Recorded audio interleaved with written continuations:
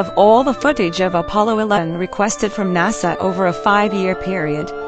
One gem was discovered just before the completion of this documentary. An old reel received by mistake. It contains the raw or unedited footage of the crew of Apollo 11, Michael Collins, Edwin Aldrin Jr., and Neil Armstrong, staging part of their mission for nearly an hour in living color, with exceptionally clear behind-the-scenes audio of conversations discussing the techniques used to achieve a disingenuous picture depicting the Earth at a distance, in order to falsely demonstrate their far journey from it and their ability to survive passing through the Van Allen radiation belts. It cannot be misconstrued that this staging was done for some other reason prior to the mission, for the reel itself is slated and dated July 18th, 19th, and 20th, 1969, the very days of the mission, when they were said to be approaching and achieving lunar orbit. Furthermore, it is apparent they are in genuine zero gravity aboard the actual spacecraft, necessary to convince the mass media of their authenticity, just not any further than Earth orbit, as you will see.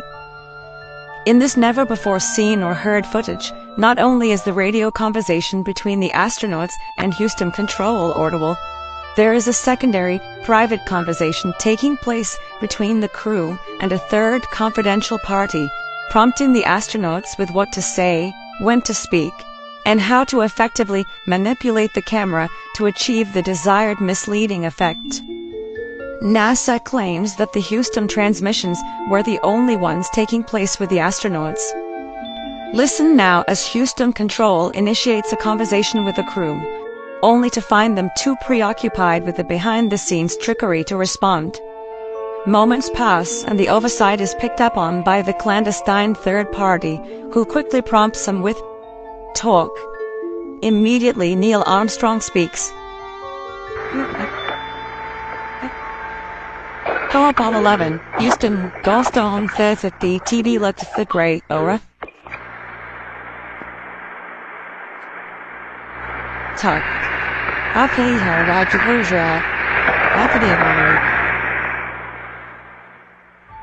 Again, the illusion they are attempting to create is the Earth at a distance to demonstrate their far journey from it and their ability to survive passing through the Van Allen radiation belts. Understand, too, that only about 20 seconds of this raw footage was ever broadcast to the public, and these conversations discussing their deception were believed to be private until now. Here they discuss that these television transmissions were in fact not broadcast live as everyone believed. They were first screened and edited for playback later. Roger there, we just wanted a narrative such a weekend when we get to playback, we can sort of call it what we were saying. Thank you very much. Here they discuss the fact that they have turned out the lights and have blocked out sunlight from entering the spacecraft through the other windows, as to not cause any reflected light to fall onto the spacecraft's wall in the foreground. Okay, very good. Well, we set off the sun coming in something out of the spacecraft, so it's looking through a number one window under any reflected light. The reason this was done is so that the truth of the matter would not be revealed. It is this. Though the federal government would have you believe that this is a view of Earth from a distance out of the spacecraft's window as it nears the moon, it is not. What they have ingeniously done is placed the camera at the back of the spacecraft and centered the lens on a circular window in the foreground, outside of which it is completely filled with the Earth in low orbit.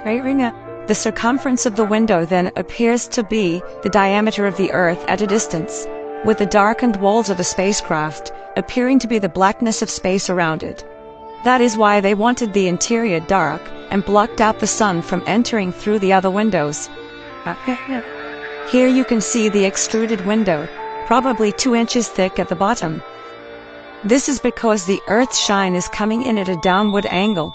It also causes the Earth to appear to be an irregularly shaped circle, for you are seeing the outside of the window at the bottom and the inside of the window at the top, which together form 2 different sized halves of a circle.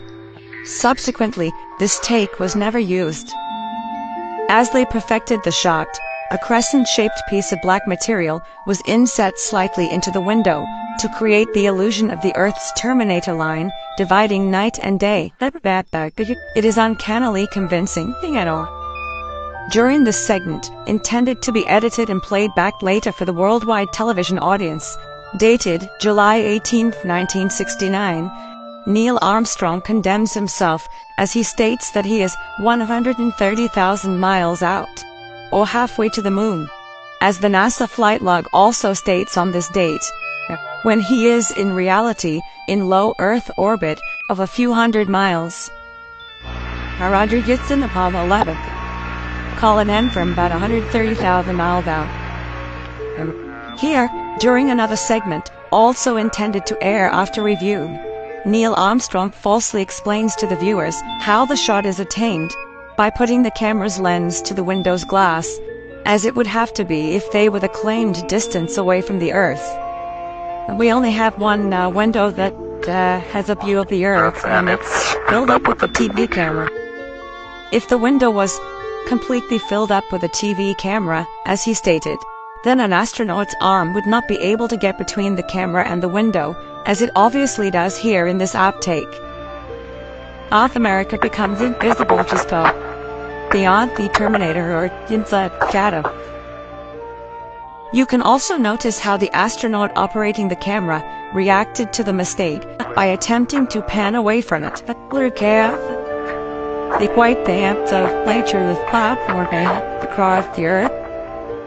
And this is a segment that they believed wasn't even being recorded, much less suitable for broadcast, for the lens was being zoomed out, and the scene was being changed to that of an interior of the astronauts at work, and apparently the stop button popped back up on the recorder without notice.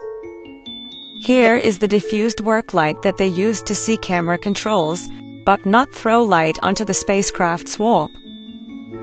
Here they remove part of the crescent insert.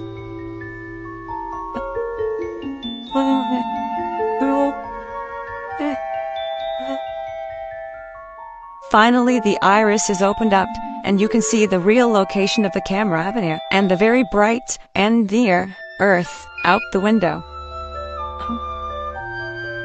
Here is the slate for the 19th of July, and the same shot of trickery on the 19th of July. And then the 20th, and the same misleading shot on the 20th. Later that evening, they were said to be walking on the moon. How can this be when they were in Earth orbit only 9 hours earlier, and the moon is some 3 days' journey away? Furthermore, if they genuinely went to the moon, why would they be faking any part of it? Why this trickery with a window? By faking being halfway to the moon, it becomes apparent that they did so because they could not even go halfway. It thus confirms that the stumbling block to their success was the lethal radiation or the Van Allen radiation belts. Since the same equipment was used on the subsequent missions in the 40 months that followed, none of them could have gone to the moon. They only increased their proficiency at staging them. When some TV viewers of the second manned mission to the moon telephoned the networks complaining that reruns of I Love Lucy were being interrupted, it became clear that for the taxpayers, once was enough. But it wasn't enough for the government and contractors. Billions of dollars of pure profit went with each return. How coincidental that the following mission would have the element of life and death jeopardy. Apollo 13. Now the public would take going to the moon more seriously and be reconnected with the drama. We now realize that perhaps the reason Neil Armstrong has never given an on-camera interview is because he doesn't want to lie anymore.